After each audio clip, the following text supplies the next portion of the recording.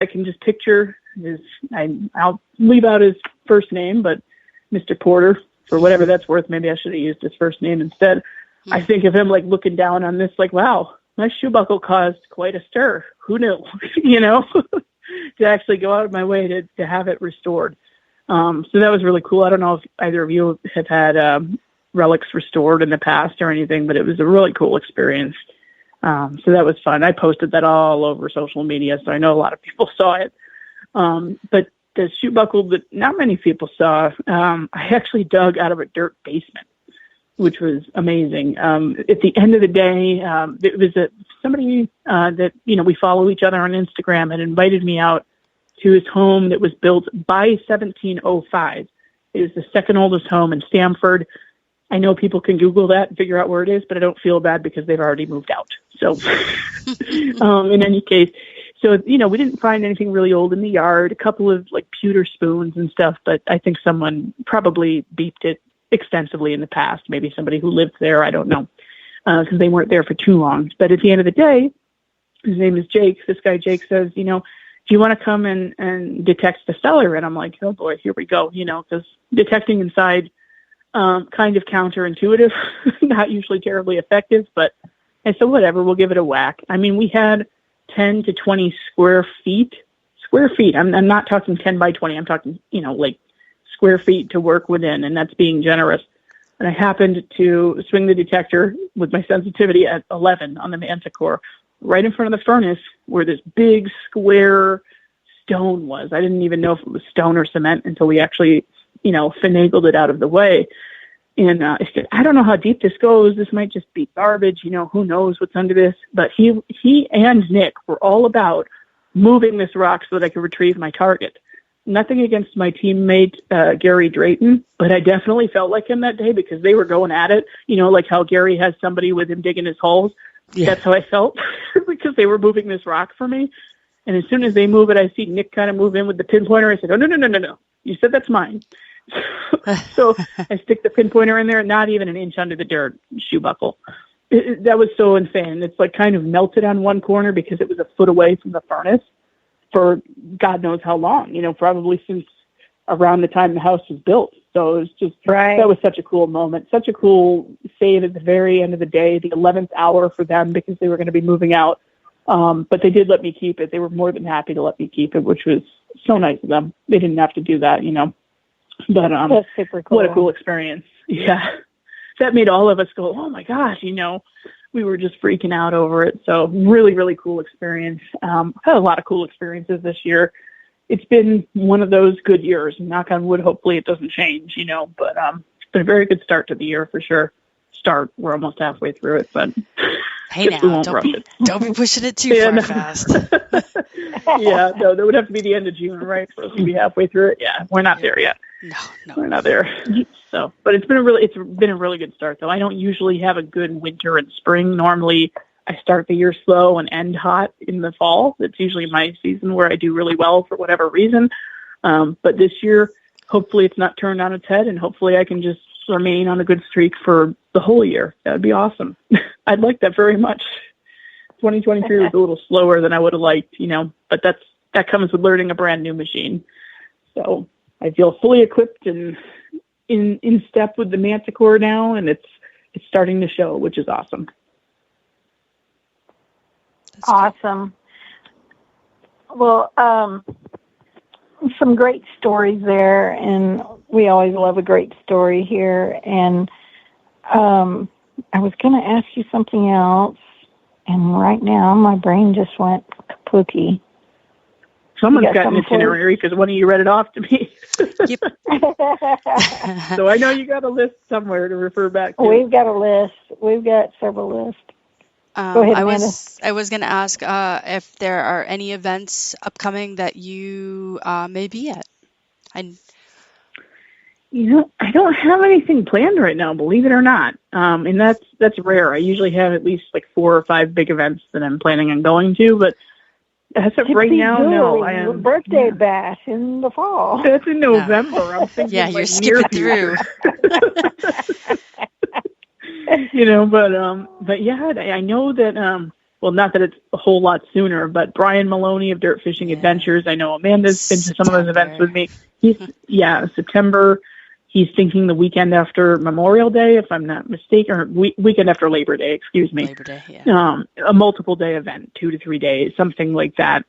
Subject to change, of course. I think he just sent out an email about a month ago, kind of getting people's thoughts and opinions on doing a hunt like that. But I believe we'll be doing that in Western Connecticut, and I might actually be signal testing it with him, because we've never even hunted together. So that'd be a good opportunity to just make sure the site is productive really quick and, hopefully help him get permission if he doesn't already have it and be a part of that. Would be really fun. He's a really nice guy, and I know he's trying really hard to make a name for himself in the event, part of our hobby, and he's been doing a really good job, So I'm very much looking forward to that. But as of right now, I don't have anything slated for spring and summer, I have to say, surprisingly. But I'm sure that it will change very quickly. Yeah, I think there's a hunt coming up next weekend in your neck of the woods. I just sent you a thing for it. I found it. The guy keeps posting it on the New England Metal Detecting Facebook group. Yeah. Yeah, I don't know. Might make it to that. I'm not sure. Well, the good thing is y'all's weather, usually that's a better part of your weather, so y'all can extend, a lot of the events. Down here in Texas, it gets so smoldering hot and sweaty and icky that most of the events down this way tend to cease during the summer, so it's after the spring is over. Most of them have already played out, and everybody's already ready for the fall.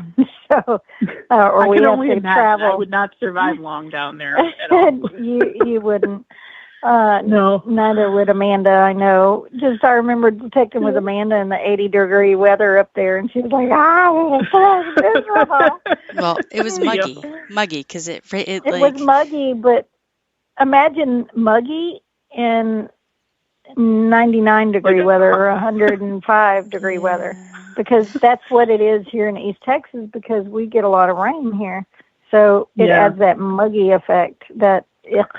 See, we get the muggy too, but we don't get 110 degrees. Last summer though, I don't know about you, Amanda, but down in Connecticut, it was like, oh my God, 90s. Like, I remember I was having so much trouble with just releasing a video for our new pinpointer, the Profine 40, because I had to do that. I had only a couple of weeks to get the content out, and it was thunderstorm after thunderstorm, if you remember last July.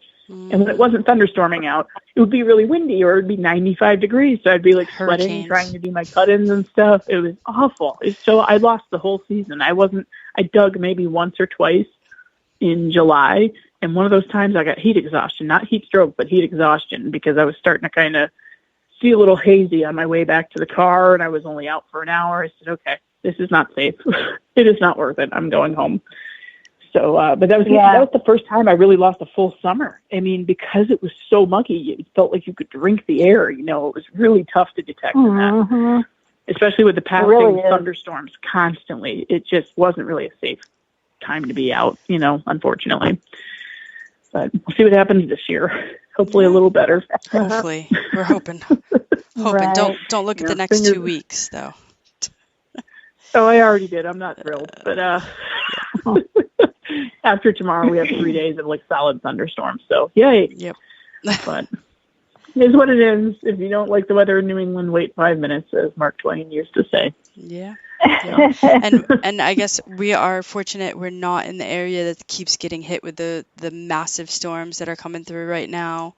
I think some people are, I think tonight is a danger for quite a few people for the possibility of tornadoes. Oh boy. Yeah, we're not anywhere near that. We're in southern New England, so we get spared from a lot of the garbage that rolls through New England, snow included. We've been very, very lucky, last couple of years. So not many complaints, Nope, can't really.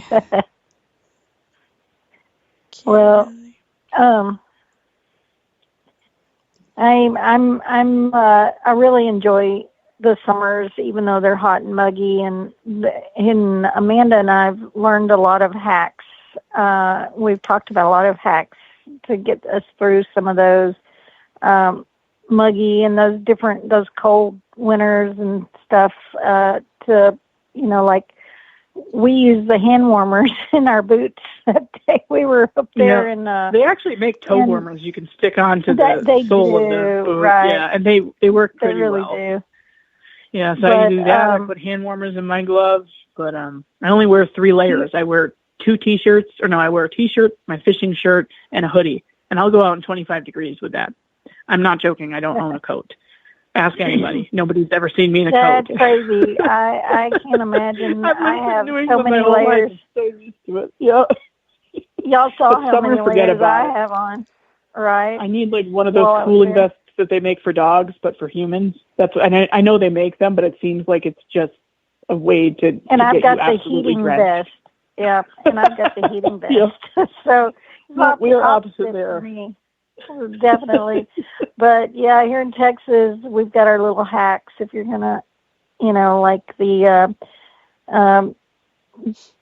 soaking your bandana, like a bandana or some sort of wrap around for your neck to keep that cool in like cold water, and then put it in the freezer. Put it in the freezer, and they make the different kinds now with the gel in them, and that works. And putting those on your head too, under your hat, which I know you don't wear a hat. Oh yes, I do. She if does. I know I might be on film or in photos, I wear my bucket hat, mosquito netting. I look like a hot mess in the field. But if it's at an event, people don't see that side of me at the event. They don't see the actual Stef in the woods at the event because I feel like I need to do my hair and makeup and be like what I look like on YouTube, kind of. Because I look like hot garbage otherwise when I'm just dirty. Like I feel like I have tribal paint on my face. Well, we sweat dirt, yeah. Oh yeah. But my hack has actually been to keep somewhat cool is to have like an LL Bean, like a nice thermos that'll keep your ice all day. And I'll have like a little bottle of water and my frog togs that you wrap around your neck, and I'll cut a slit on one side of them so I can tie it around my neck and it will stay put. And I wrap 2 or 3 ice cubes up at once. Have it so that it's like sitting on the back of my neck. And then, if I could pack 10 ice cubes, I can be out, 6 or 7 hours or something. And there you go. That's smart. What I do is I freeze my bandanas. I wet them the night before, freeze them, put them in the freezer, and then put them in a Ziploc, then bring them out the next day. That's a really good idea. And you can keep them in your cooler if you've got a cooler with you. Then when you get hot, you just pull them out, put them on your neck, and then it unfreezes as well, but it keep you cool for at least a couple hours or more. So, yeah, that's longer than what my ice cubes last. In an hour they're mush or less. But and you're sweating. I'm not made for fields in the summer. I'll say that. I know I'm going to spend a lot more time in the woods this year because I hated that I lost almost 2 months of digging last year because I was just too darn hot. Can't handle it anymore. So back to the woods I go and out of the fields, but. What are you going to do? Have to adapt. All right. Well, time has flown by. It always does when we're here getting to chat with you and catch up on everything. But we're definitely going to have you back again. We just got like barely 2 minutes, of course. And we've barely got about 1 minute now till 8, and I know there's another podcast that a lot of people like to jump on, so we're going to try to wind it down real quick here. Yep, Relic Roundup is next. Jeff is having Greg Pickens, and he's a YouTuber, Finding America, on at 9. Yep, and he's also another Detexpert, actually. Oh, fantastic! So fantastic. Yep. Y'all go over there and support them as well, and check out their podcast. And we appreciate you all being here. And Stef, we really appreciate getting to hang with you again. And hopefully it won't be so long till we get to hang with you again in person. And we had a blast. Amanda and I were talking, and we still talking about how much fun we had. And we're ready to do it again. I've been talking Nicola's ear off because she wasn't able to attend. Aw. But that was a great week. I'm so glad we all got to spend time together again. It's been way too long, and definitely we'll have to make a much more concerted effort to see each other more often. without that kind of gap of time in between. So, but yeah, so thanks for having me on the show, guys. And for everybody else, go listen